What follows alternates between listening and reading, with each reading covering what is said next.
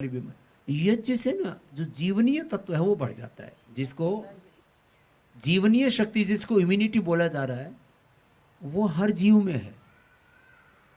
अभी हमने महाराज जी एपिलेप्सी के रोगियों को हवन करवाया, वेदापात जो मेध्य औषधियाँ, जिनको एक एक दिन में 5-5, 10-10 अटैक पड़ते थे महाराज जी। एक तो बच्चा हरिओम डांस करता था, पति पत्नी दोनों बेचारे कोरोना में 10-10 बार उसको अटैक पड़ने लग गए।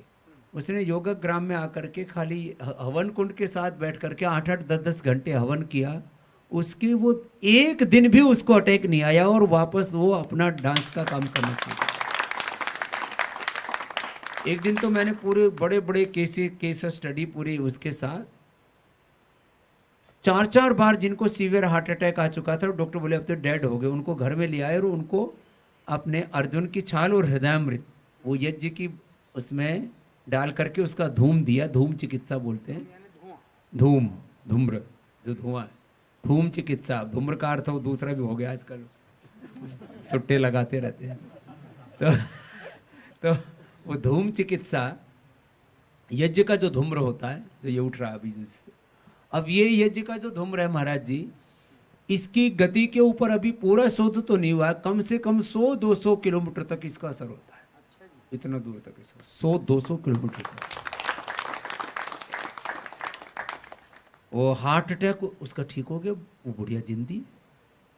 एक बेटी पुणे की इंजीनियरिंग कर रही थी और उसको वो कोमा में चली गई और कोई उम्मीद नहीं थी कि वो वापस लौट के आएगी। उसको ऐसे अनकॉन्शियस में जब उसको हवन कराते रहे, उसके घर में करीब 3 महीने हवन किया, माता पिता ने किया, और वो जब होश में आई तो ये सारे यज्ञ के मंत्र बोल रही थी। ये एकदम ये लाइव एग्जांपल है, कोई ये मैं किताबों के पढ़े हुए नहीं बता रहा। मुंबई, पुणे की महाराष्ट्र की बेटी मुंबई में रहती है, उसको सब घर परिवार सब लुट गया था, इतना सब पैसा खर्च किया, वो वापस लौट आई, उस बच्ची की मेमोरी वापस लौट आई और उसने इंजीनियरिंग वापस 1 साल जो बाकी रह गया था वो वापस उसने कर लिया और अपने एकदम स्वस्थ है। गोखरू से हवन किया तो 14 क्रिएटिनिन 4 पर आ गया, किडनी फेल होने से बच गई। गिलोय से हवन किया तो उससे अनेक प्रकार के गूगल से घी से करीब 25 प्रकार के बैक्टीरिया और वायरस, उसके ऊपर तो हमने लैब में प्रयोग किया, उन बैक्टीरिया वायरस को लेकर के, और उसमें यज्ञ का धूम डाला गया और वो पूरे के पूरे सारे बैक्टीरिया वायरस जो हानिकारक थे वो खत्म हो गए। एक जहां पर भी कुछ जो है स्वच्छता नहीं होती है, वहां पर बहुत प्रकार के जम्स पैदा हो जाते हैं। आजकल तो जिस ऐड को देखो वहीं पर 99.9% जम्स को मारे, चाहे वो टूथपेस्ट हो, चाहे वो साबुन हो, शैम्पू हो, कुछ भी हो, सब जगह जम्स जम्स जम्स। इनकी कॉलोनीज तैयार हो जाती है, करोड़ों की संख्या में होते हैं। अरे जी हमने यज्ञ करके उसमें थोड़ा सा जो भी फिर यज्ञ का जो धूम होता है, आधा घंटा जो है किसी भी कमरे में रख दिया, बहुत गंदे कमरे के अंदर वहाँ, और उसके बाद में वहाँ की हवा लेकर के हमने लैब में टेस्ट किया, वहाँ के 100% जो भी हानिकारक जीवाणु थे वो खत्म हो चुके।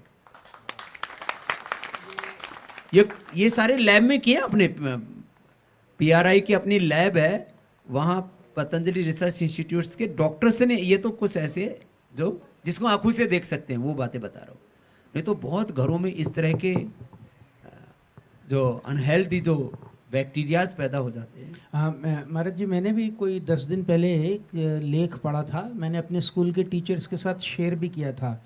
उसमें डाटा उन्होंने शेयर किया था कि जो आप जी बात बतला रहे हैं कि यज्ञ से का कितना प्रभाव कितने घंटे तक, कितने दिनों तक रहता है और कितने क्षेत्र तक रहता है, और उसमें विशिष्ट लकड़ियों का नाम था कि आम की लकड़ी या दूसरे वृक्षों की लकड़ी, उसका उनका अलग अलग प्रभाव बतलाया हुआ था। आम की लकड़ी का बहुत महत्व बताया है। तो अलग अलग जो समिधा, यज्ञ की जो लकड़ी को समिधा बोलते हैं, अलग अलग समिधाओं का, अलग अलग सामग्रियों का इतना महत्व है, और उसकी संख्या अनंत गुणा बढ़ जाती है, उसकी शक्ति, उसकी पावर, क्वालिटी। और इसका पूरा साइंटिफिक वैलिडेशन भी किया हमने।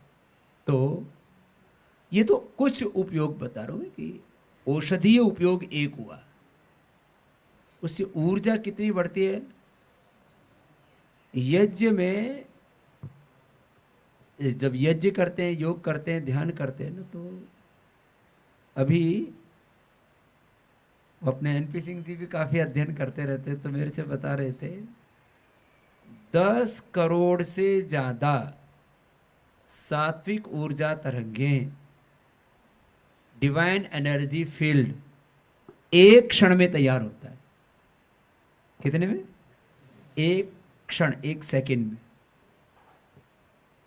10 करोड़ से ज्यादा प्रकार की ऊर्जा तरंगें, वो यज्ञ से, योग ध्यान से, भगवत स्मरण से, ये ऐसे हम अब देखो भाई, इसको यज्ञ की तो ये तो एक महिमा बताई, आरोग्य और ये